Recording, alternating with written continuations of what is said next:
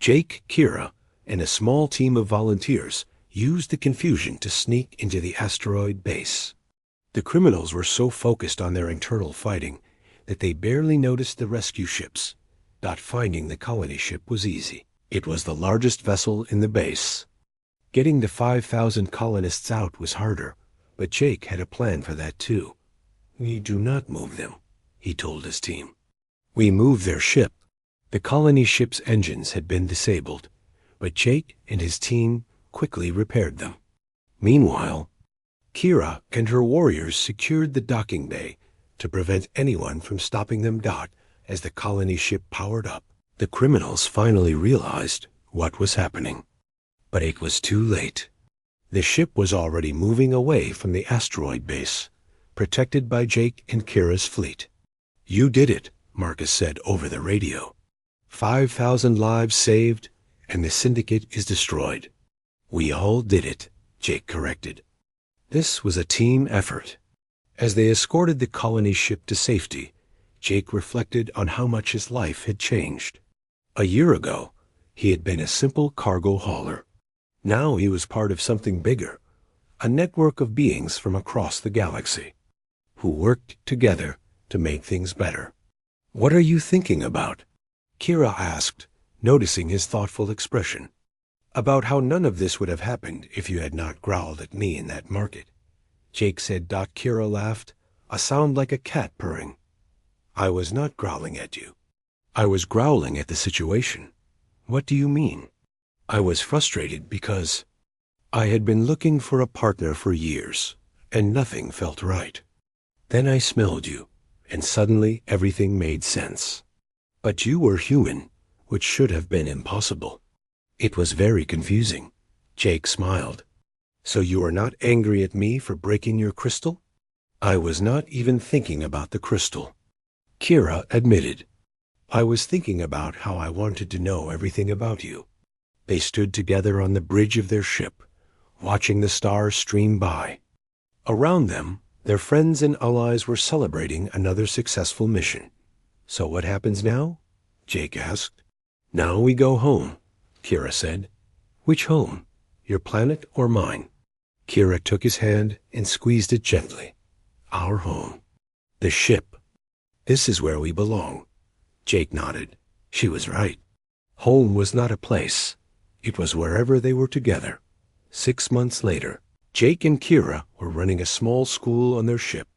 They had adopted 3 young orphans from different species, a human girl named Amy, a young Vorthic male called Rex, and a Centauri child named Blue.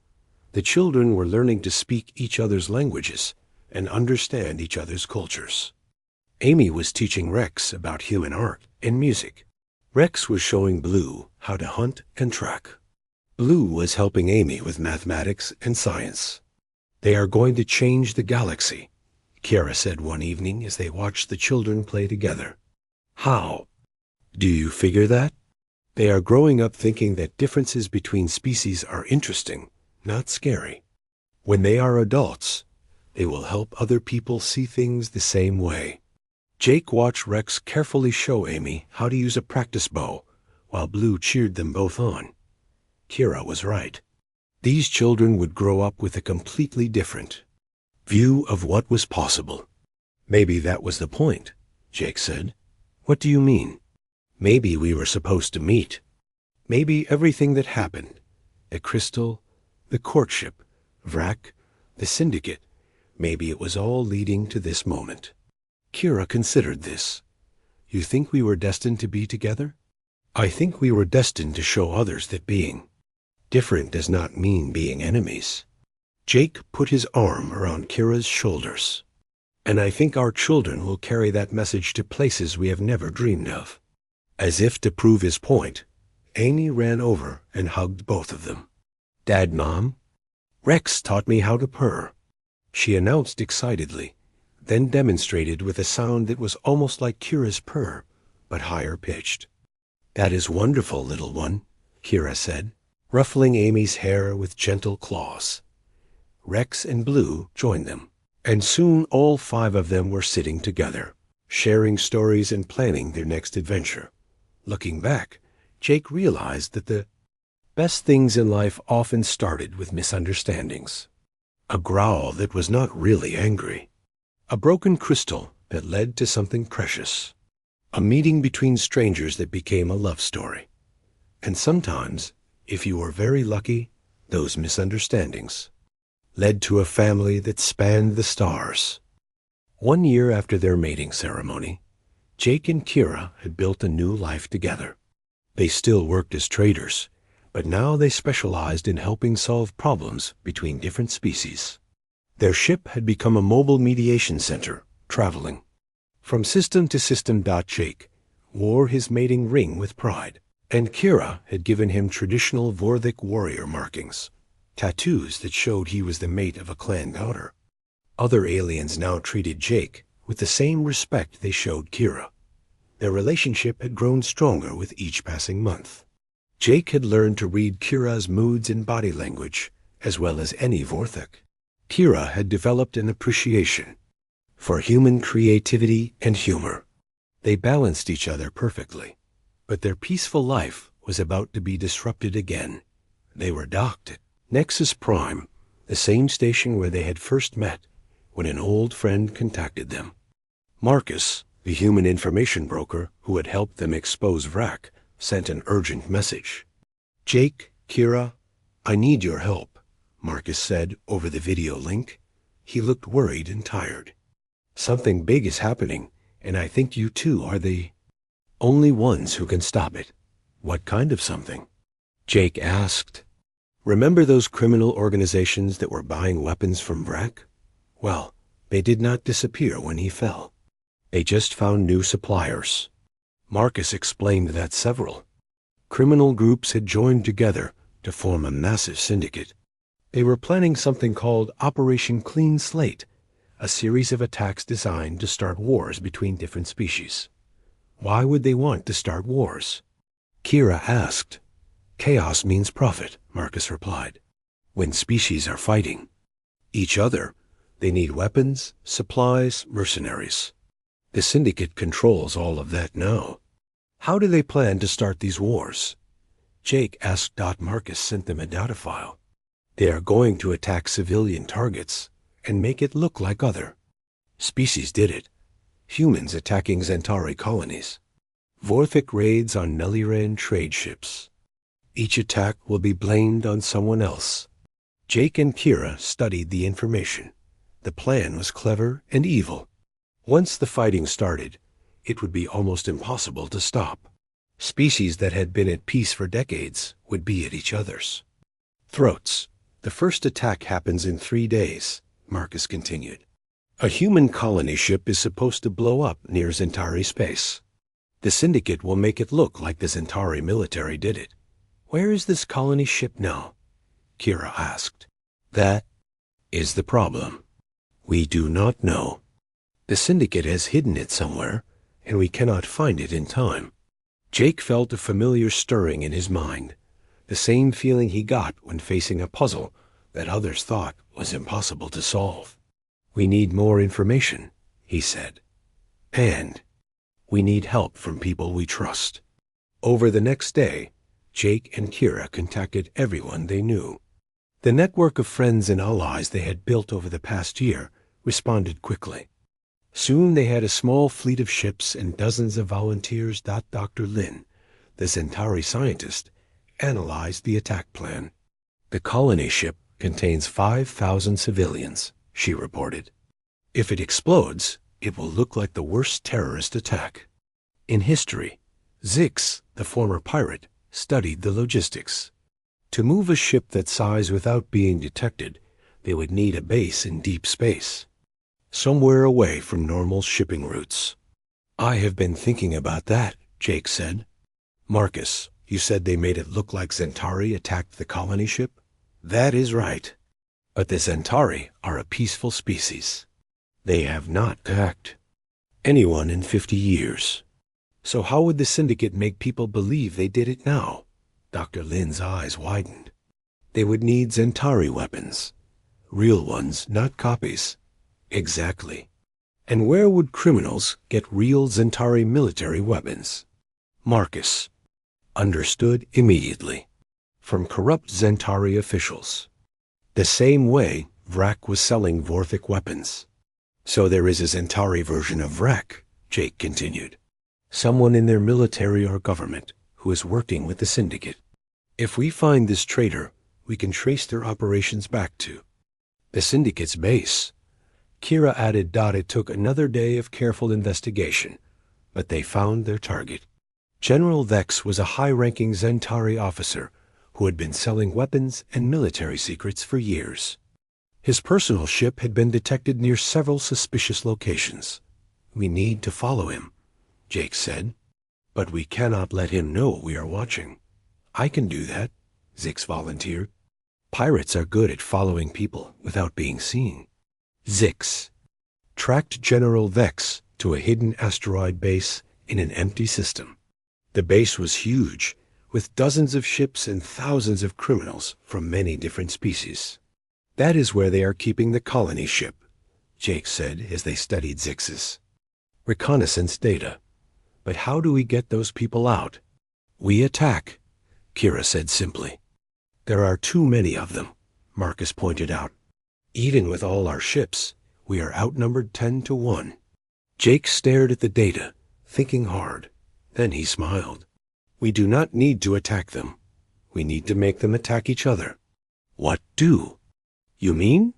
The Syndicate is made up of criminals from different species who do not trust each other. They are only working together because it is profitable. But what if it stopped being profitable? Jake's plan was complex, but brilliant. Instead of attacking the asteroid base directly, they would trick the criminal groups into thinking their partners were betraying them. Marcus hacked into the Syndicate's communication systems and started sending fake messages. Each group received evidence that the others were planning to keep all the profits for themselves. Zix used his knowledge of criminal psychology to make the fake evidence more believable. He knew exactly what would make paranoid criminals turn on each other. Dr. Lin helped by creating fake technical readouts that showed some groups were secretly recording conversations and tracking ship movements. Within hours, the Syndicate began to fall apart. Accusation flew back and forth. Ships that had been working together started pointing weapons at each other. It is working, Kiara said as they watched the chaos from a safe distance. They are so busy fighting each other that they have forgotten about their plan. Now we go in, Jake said. While they are distracted, we rescue the colonists. 3 months had passed since Jake and Kira began their official courtship.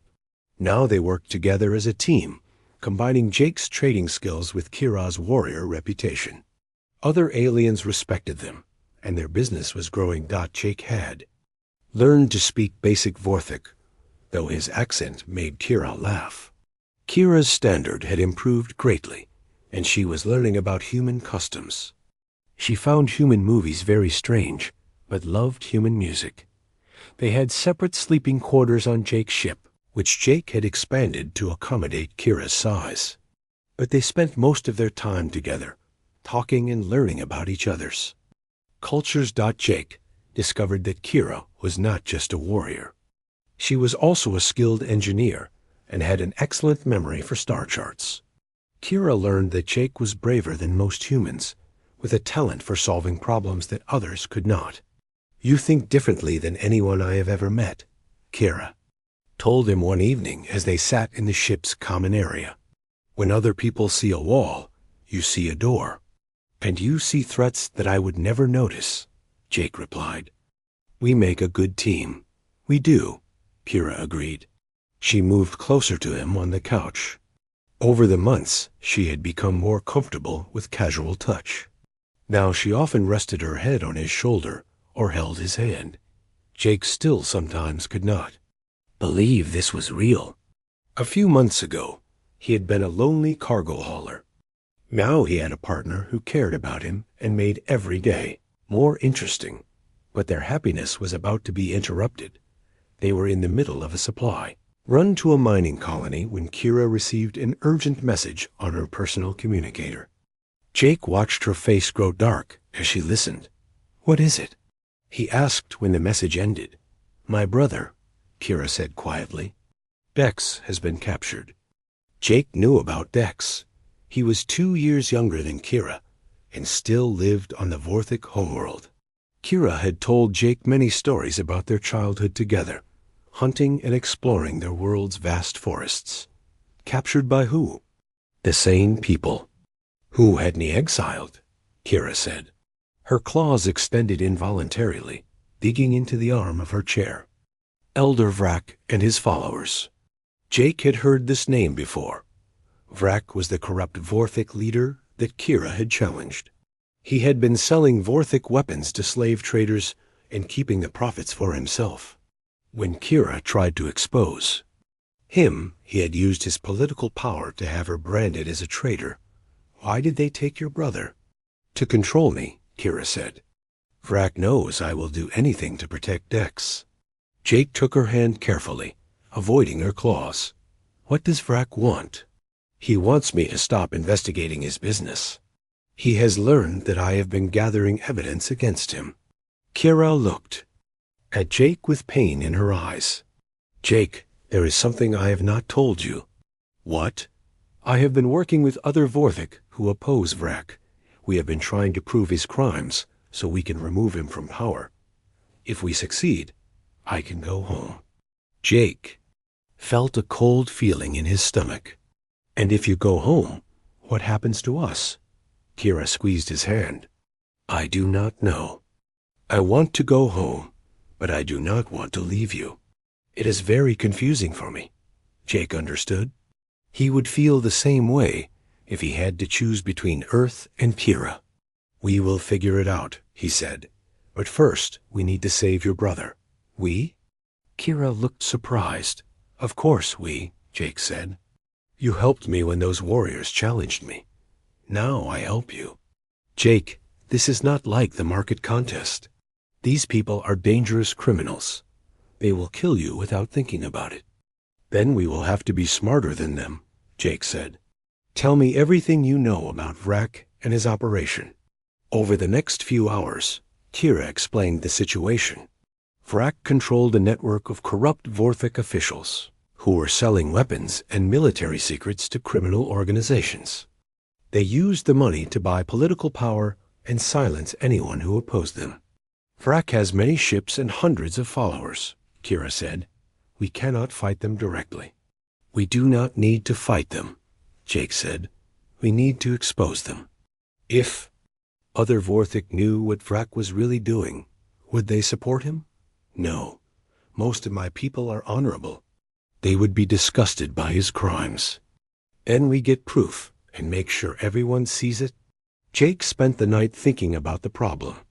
By morning, he had an idea. "We need to contact your allies," he told Kira. "And we need to get in touch with some of my contacts too." "Your contacts?" "Other traders, information brokers, even some smugglers I know. If Vrak is selling weapons, there will be records of the transactions.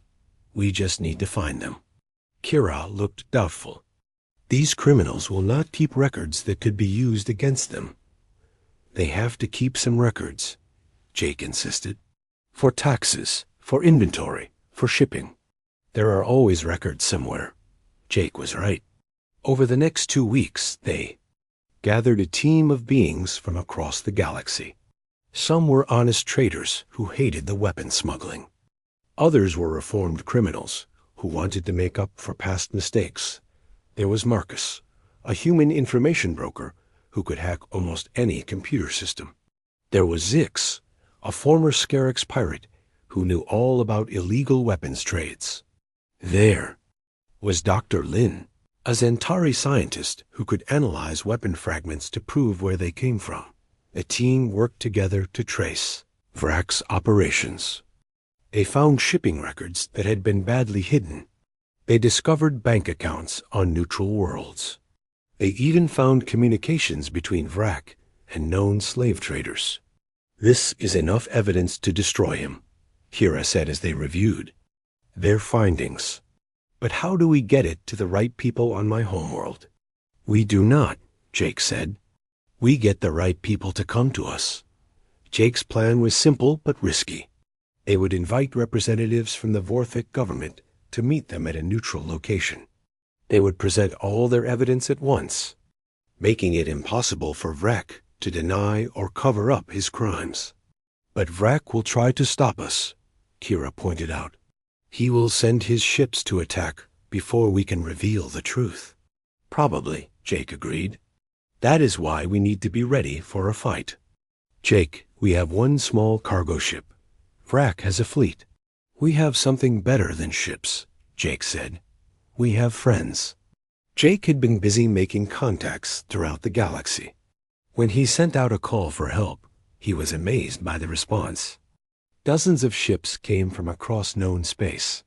Traders who were tired of pirates, colonists who had lost friends to slavers, even some military units that wanted to see justice done. The meeting was set for a space station in neutral territory. Representatives from the Vorthik government arrived, curious about the promised evidence. Vrek's fleet arrived too, ready to stop them, but they found themselves facing more than 50 ships of various sizes and types, all united in support of Jake and Kira's cause. He cannot attack all of us without starting a war, Kira said as they watched Vrek's ships hold their position. That is the idea, Jake replied. The evidence presentation went perfectly. The Vorthik representatives were shocked by what they saw. The proof of Vrek's crimes was overwhelming and undeniable. Within hours, messages were being sent back to the Vorthak homeworld. Vrek's political allies began to abandon him. His criminal partners started looking for ways to protect themselves. It is over, Kira said as they watched Vrek's ships retreat. He has no power left. And your brother? He will be released within days. Vrek's followers will not risk keeping him now that their leader has fallen. Jake felt a surge of satisfaction. They had won without firing a single shot, just by bringing the truth to light. But then he remembered what this victory meant. Kira could go home now. She could return to the world she loved and be reunited with her family. So what happens now? He asked quietly. Kira was quiet for a long minute. Then she took his hand and looked into his eyes. Now we decide what we want. Our future to look like, she said. Together. Jake felt his heart skip a beat. Together? Jake Martinez, Kira said formally. You have fought beside me, protected my honor, and helped me save my family. You have proven yourself worthy in every way that matters to my people. She reached into her travel bag and pulled out a small wooden box. Inside was a ring made of polished bone and metal, carved with intricate designs. This is a mating ring, Kira said. If you accept it, you will be my husband by Vorthik law. We will be bound together for life. Jake stared at the ring. It was beautiful and obviously very old. Kira, are you sure? You can go home now. You do not have to stay with me. I can go home, Kira agreed. But home is not a place, Jake. Home is where the people you love are. You are my home now. Jake looked into her golden eyes and saw his future there. It would not be an easy life. They were from different species, different worlds. But it would be an adventure, and they would face it together. Yes, he said. I accept. As Kira slipped the ring onto his finger, Jake realized that getting growled at in a market had been the best thing that ever happened to him. Jake woke up to find Kira sitting outside his ship. She was not hiding or watching from far away. She was sitting right next to his door like a guard. How long have you been here? Jake asked as he stepped outside. All night, Kira replied calmly. Why? To protect you while you slept. She said this like it was the most normal thing in the world. Jake rubbed his eyes. He was still wearing the bone pendant she had given him. Kira, you do not need to guard me. This is a safe station. Kira stood up and stretched. Jake tried not to stare at how gracefully she moved despite her size. Safety is not the point, she said. Guarding your sleep shows that I value your life. Is this another Vorthic custom? Yes. Kira looked pleased that he was learning. Do you like the pendant? Jake touched the carved bone at his throat. It is beautiful. What do the symbols mean? They tell the story of two souls who find each other across the darkness of space. Kira's ears flicked forward. It is a traditional courting gift. Jake felt his stomach flip. Courting? Yes, I have decided to court you properly. Kira said this like she was discussing the weather. I researched. Human customs too. Your people call it dating. And you want to date me? I want to see if we are truly compatible, Kira corrected. The scent attraction is strong, but there must be more than just biology. Jake found himself smiling. That is very practical of you. Vorthic are always practical about important things. They had breakfast at the same restaurant as the day before. Kira ordered the same raw meat dish. Jake noticed that she ate very carefully, never letting her sharp teeth show too much. She was trying not to scare him. You do not have to hide what you are, Jake told her. I know you are a predator. It does not frighten me. Kira stopped eating and stared at him. It should frighten you. Why? You have already decided not to. Hurt me. That makes you safe, not dangerous. Most beings do not see it that way. I am not most beings, Jake said. Something changed in Kira's expression. Her eyes grew warmer, and Jake thought he heard her purr very quietly. After breakfast, they walked through the market together.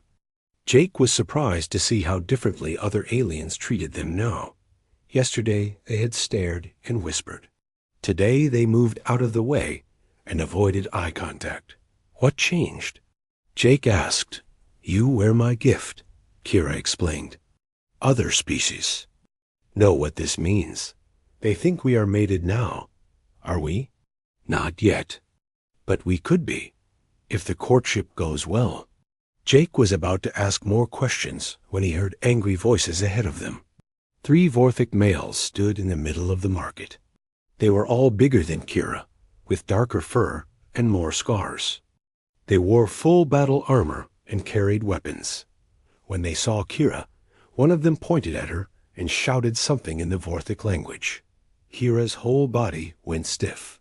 Her tail lashed behind her, and Jake could hear a low growl building in her chest. What are they saying? Jake asked. They are calling me a traitor and a coward, Kira replied, without taking her eyes off the 3 males. They say I bring shame to all Vorthic by running away instead of facing my punishment. The largest male stepped forward and said something else. This time Kira snarled, baring her fangs. Jake had never seen her look so angry. Now what? He says I am so desperate that I am trying to mate with an alien. He says no true Vorthic would want me, so I have to settle for a weak human. Jake felt anger rise in his chest. He called me weak. Jake, no, Kira said quickly. Do not challenge them. They will kill you. But Jake was already stepping forward. The 3 males looked down at him like he was an annoying insect. The largest one laughed and said something that made the others laugh too. What did he say now? Jake asked. He said you are so small he could step on you by accident. Jake looked up at the 3 warriors. They were right about the size difference. Any one of them could probably break him in half. But Jake had learned something important in his years as a trader. Sometimes the biggest threat was not the strongest person in the room. Tell them I challenge their leader to a contest, Jake said loudly. Kira grabbed his arm. Jake, what are you doing? Trust me. Jake pulled free and pointed at the largest male. I challenge you. The Vorthic males looked confused. They spoke quickly among themselves. Finally, the leader looked down at Jake and said something. He asks what kind of contest, Kira translated. Jake, this is insane. You cannot fight him. I am not going to fight him, Jake said. He had spotted something that gave him an idea. Tell him we will have a hunting contest. Whoever can catch the most prey in 1 hour wins." The Vorthic males laughed again when Kira translated. The leader nodded and said something back. "He agrees," Kira said. "But Jake, you do not understand. Vorthic are born hunters. You cannot win this." "We will see," Jake said. He was looking at a group of small maintenance robots that were cleaning the market floors. The robots moved fast and were hard to catch, but they were not actually alive. Perfect prey for his plan. The contest began. The 3 Vorthic males spread out through the market, looking for small animals to catch. There were plenty of them. The station had problems with space rats and other pests. Jake ignored the animals completely. Instead, he went to a tool shop and bought a large net, sun rope, and a portable power unit. The shop owner, a friendly, insect-like alien, was curious about what Jake was planning. "I need to catch a lot of small, fast things in a short time," Jake explained as he worked. "What is the best way to do that?" "Trap them all at once, instead of chasing them one by one," the alien suggested. "Exactly." Jake spent the first 20 minutes of the contest setting up his trap. He used the net to block off a section of the market where the maintenance robots liked to work. Then he connected the power unit to the floor panels in that area. When he was ready, Jake activated his trap. The floor panels sent out a small electrical charge, not enough to hurt anything, but enough to make the maintenance robots think there was a malfunction. All 15 robots in that section rushed toward the same exit, right into Jake's net. The Vorthic males had been hunting the hard way, chasing individual rats and birds through the market. By the end of the hour, the best of them had caught 5. Animals.Jake had caught 15 robots. A crowd had gathered to watch the contest. When Jake's victory was announced, many aliens cheered. The Vorthic males looked stunned. The leader walked over to Jake, his expression unreadable. He said something in his own language. "He says you did not really hunt," Kira translated. "You used tricks. Tell him that using intelligence to solve problems is how humans hunt," Jake replied. "We are not the strongest or fastest, but we can outthink our prey," Kira translated. The leader thought about this for a long moment. Then he said something that made Kira gasp. "What?" Jake asked. "He says you fought like a true warrior, just not in the way he expected. He says any female would be proud to have you as a mate." Kira's voice was full of wonder. "Jake, he just gave you his respect." The 3 males walked away without another word. The crowd slowly broke up, many aliens giving Jake respectful nods as they left. "I cannot believe you did that," Kira said when they were alone. "Did I do something wrong?" "Wrong? Jake, you just proved to 3 Vorthic warriors that you are worthy of me. That is ... She searched for the right words. "That is the most romantic thing anyone has ever done for me." Jake felt his face turn red again. "I just did not want them calling you names." Kira stepped closer to him. She was so close that Jake could feel the heat from her body. "In my culture, when someone fights for your honor, it means they care deeply about you." "I do care about you," Jake said softly. Kira reached up and touched the pendant around his neck. "And I care about you, more than I thought possible." She leaned down and pressed her forehead against his. Jake could hear her purring again, louder this time. Her scent surrounded him, wild and clean, like wind through a forest. "Jake Martinez," Kira said quietly, "I would be honored if you would accept my full courtship." Jake looked into her golden eyes and saw something there that made his heart race. Not just attraction or curiosity, but real affection. Maybe even the beginning of love. "I accept," he said. Kira's purr grew even louder. She pulled back and smiled, showing her sharp teeth. For the first time, the sight did not make Jake nervous at all. Good, she said, because I was not planning to give up easily. Jake laughed. I am glad to hear that. As they walked back toward their ships, Jake realized that his life had just changed again. He was now officially being courted by a Vorthok. Warrior. 6 months ago, he would have thought that was impossible. Now, it felt like the most natural thing in the world. Jake could not sleep that night. Every time he closed his eyes, he saw those burning yellow eyes staring at him. He kept thinking about what the blue alien had said about being in trouble. The next morning, Jake decided to learn more about the Vorthok. He went to the station's information center and used a public computer to search for data about Kira's people. What he found made him nervous. The Vorthok were known as fierce warriors. They came from a world with dangerous animals and harsh weather. Their society was built around strength and honor. They did not forgive insults easily, and they settled most arguments with fighting. The computer files said that Vorthok had an amazing sense of smell. They could tell things about other people just by sniffing them. They used scent to know if someone was lying, scared, or sick. Jake was reading about Vorthok mating habits when someone tapped him on the shoulder.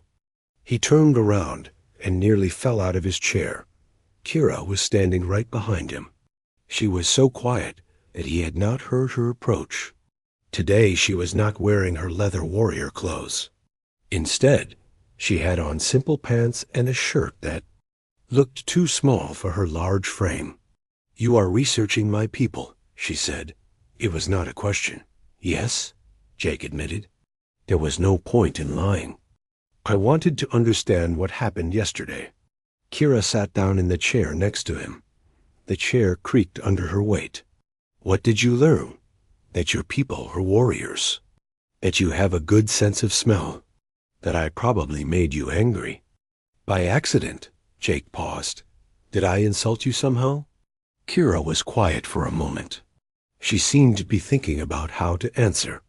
Not insult, she finally said. Confuse. Confuse how? Your scent, Kira said. It tells me things that should not be possible. Jake did not understand. What kind of things? Kira looked uncomfortable. She kept glancing around to make sure no one else was listening. Among my people, we can smell when someone would make a good mate.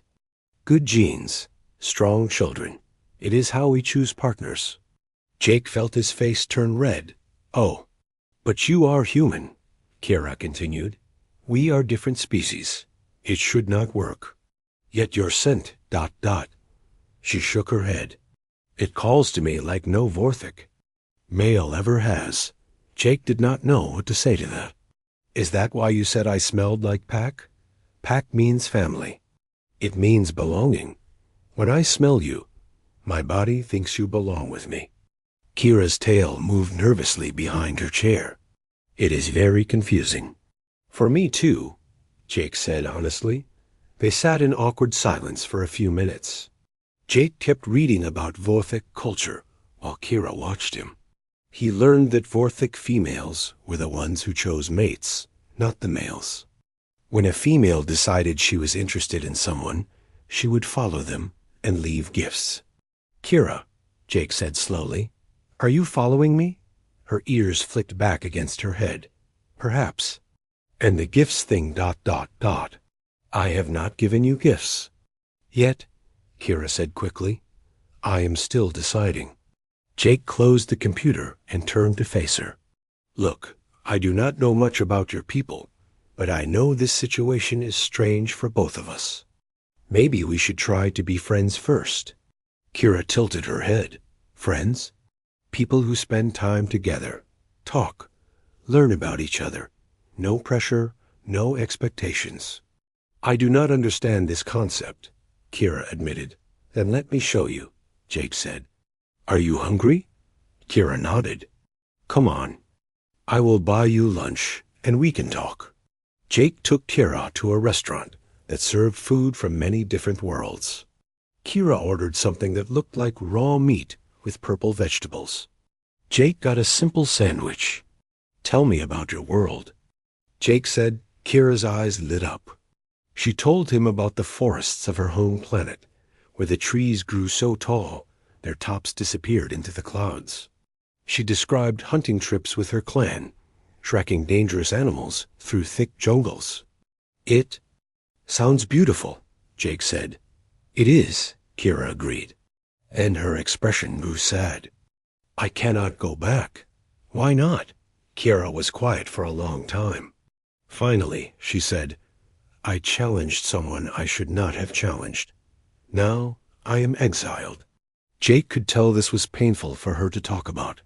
I am sorry. It is the way of things, Kira said, but Jake could hear the hurt in her voice. After lunch, they walked through different parts of the station. Jake showed Kira the human section, where Earth music played and the food smelled like home. Kira showed Jake the Vorthic trading post, where weapons and furs were sold. As they walked, Jake noticed that other aliens gave them strange looks. Group of lizard-like creatures whispered to each other as they passed. Two robot beings stopped their conversation to stare. Why is everyone looking at us? Jake asked. Human and Vorthic do not usually spend time together, Kira explained. Most species fear us. Should I be afraid of you? Kira stopped walking and looked at him seriously. I could kill you easily, she said. My claws could cut your throat.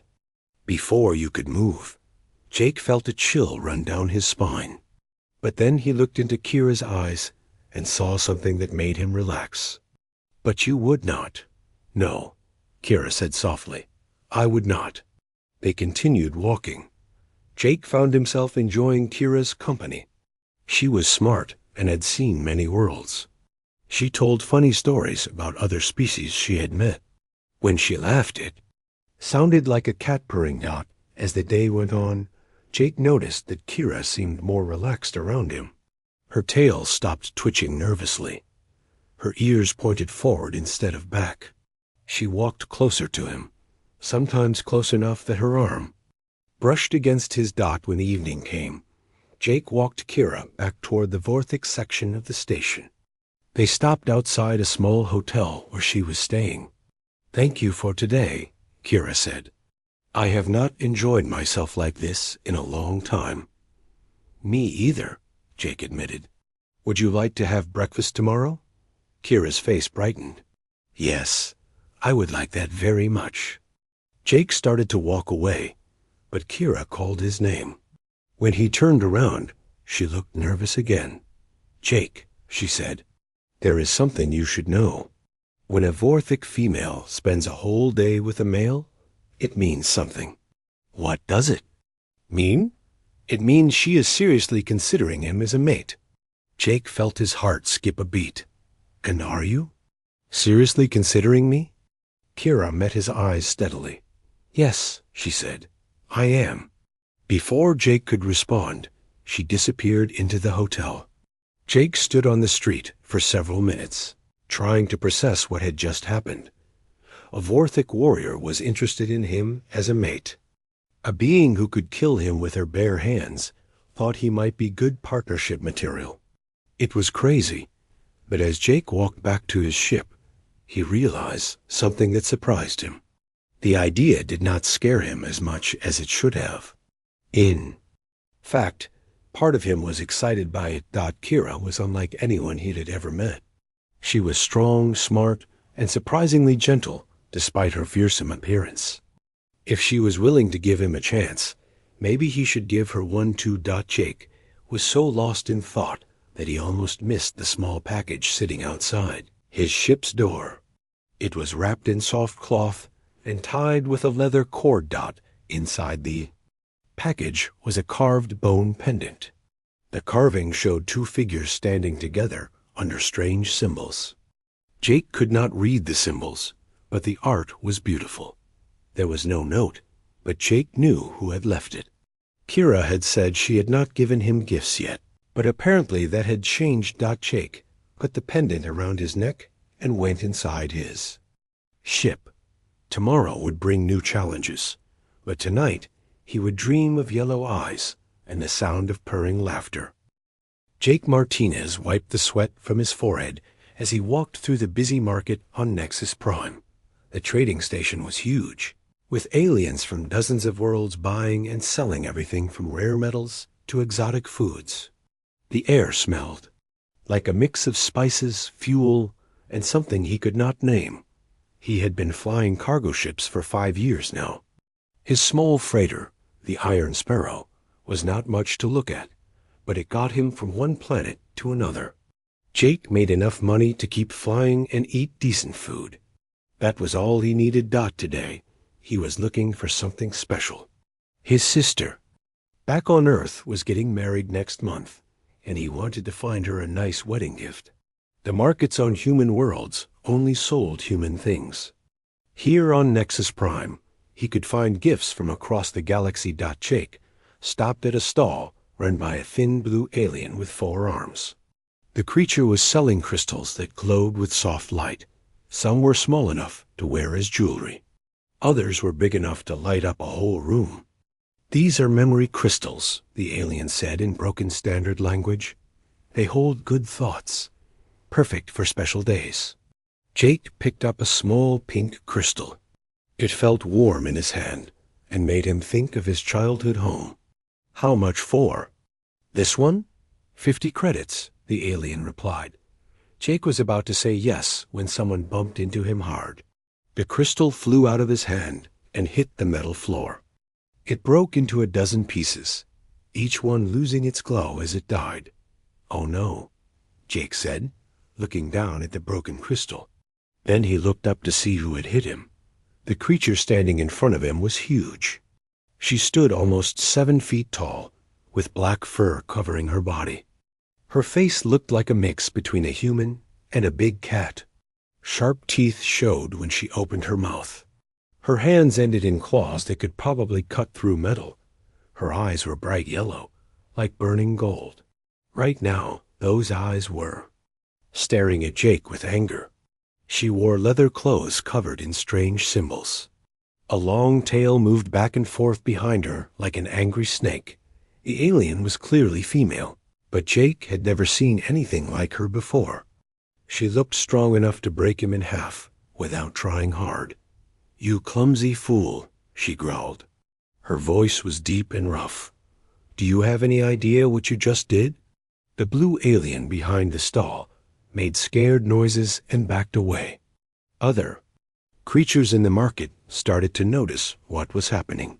Jake could see them moving away from the area, giving the angry female lots of space.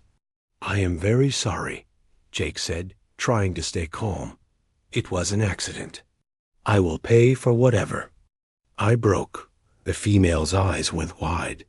She had expected him to run away or fight back. Instead, this small human was apologizing and offering to pay.